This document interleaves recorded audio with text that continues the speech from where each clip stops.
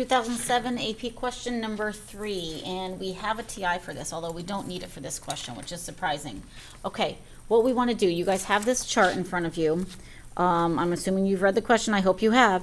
Part A, explain why there must be a value r in between 1 and 3 such that h of r equals -5. Here's the deal. Nothing in that question talks about a derivative, okay? So I'm going back old school. I'm talking end of 12th grade, beginning of the year, September, last June, when we did limits, continuity, and we did IVT, intermediate value theorem. Here's the clue. Explain why this must happen. I'm being told that h of r will equal -5. If I have to explain that, there must be a reason behind it. So what I want to look at, IVT is the theorem that says, if I have a point down here at -2, let's say, and if I have a point up here at maybe 5, the only way I can get from here to here continuously is if I cross every other y value in between. I'm guaranteed to hit every other y value in between. So let's see. What I need to do for part A of this question, I need to find h of 1 and I need to find h of 3. And I'm going to hope that h of r, which is -5, is somewhere in between those two values. So to find h of 1, I go to my chart, and I'm looking at this, and I'm like, okay, let's see here. H of 1, I need g of 1, which is 2. F of 2 is 9. 9 minus 6 is 3. So that's a 3. If I look at this for 3, g of 3 is 4. F of 4 is -1, and then -1 minus 6 is -7. Oh, wow. Okay, and then conveniently my -5 falls in between the 3 and the -7. So now I just have to write this out. The explanation, just put it all in words. Since, let's see here, F and G are differentiable,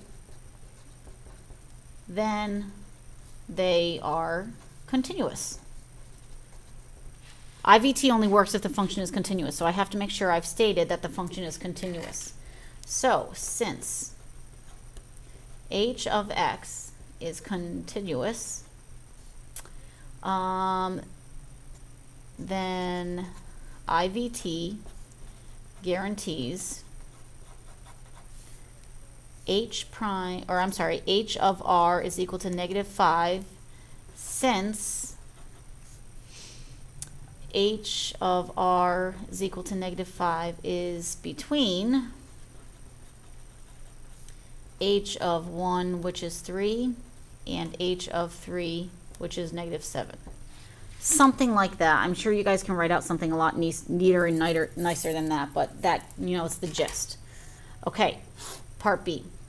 Now it looks almost like the exact same question, only now we have a derivative thrown on this. Prove that h prime of c is equal to -5. Well, now I'm talking derivatives. Now I'm thinking of other theorems that we have, which are Rolle's theorem and mean value theorem. Mean value theorem is key. Rolle's theorem guarantees f prime is 0. That's not what I'm talking about. MVT says I will find a place where the derivative is equal to the slope of the secant. Same interval. h of 1 is 3. And h of 3 is -7. So the slope of the secant, -7 minus 3 over 3 minus 1, is equal to -10 over 2, which is -5.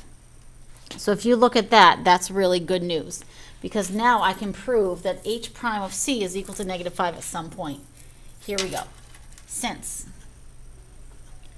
h of x is differentiable and continuous, MVT guarantees h prime of c is equal to h of 3 minus h of 1 over 3 minus 1. Therefore, h prime of c equals -5 must exist. Again, you get the idea. That's the basic idea here. Okay, part C. Let's see here. W of x is equal to the integral from 1 to g of x, f of t dt. I need to find w prime of 3. I can't find w prime of 3 until I find w prime.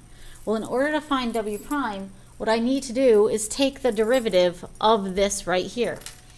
W prime of x is equal to the derivative of the integral.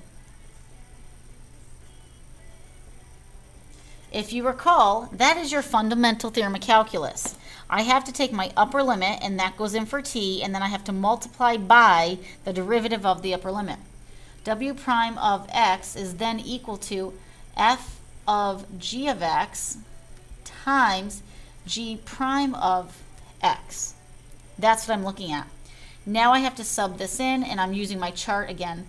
W prime of 3 is going to equal, let's see, f of g of 3 times g prime of 3. So if I go to my chart to get some answers here, g of 3 is 4, f of 4 is -1, so this becomes -1 times, and then g prime of 3 is 2. So let's see here, I'm running out of room, but this is equal to -2. Okay, so we are almost done with this question. Last part. This is the nitty-gritty here. If g inverse, let's see, I have the inverse function of g, write an equation for the tangent line to the graph at the inverse g at 2.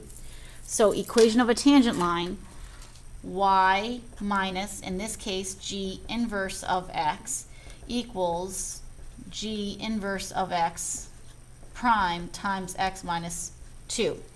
That's my equation of a tangent line for the inverse function.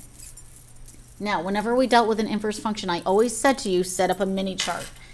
X, G, G prime. And then this is G inverse.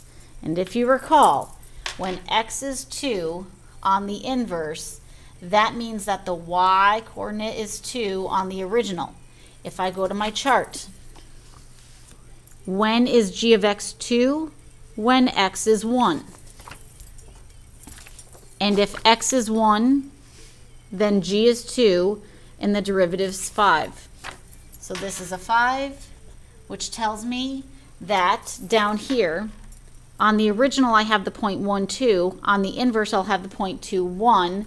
The derivative of the inverse is the reciprocal, so that's 1/5. Now this is the information that I used to write the equation of my tangent line. Y minus 1 equals 1/5 times x minus 2. And there you go.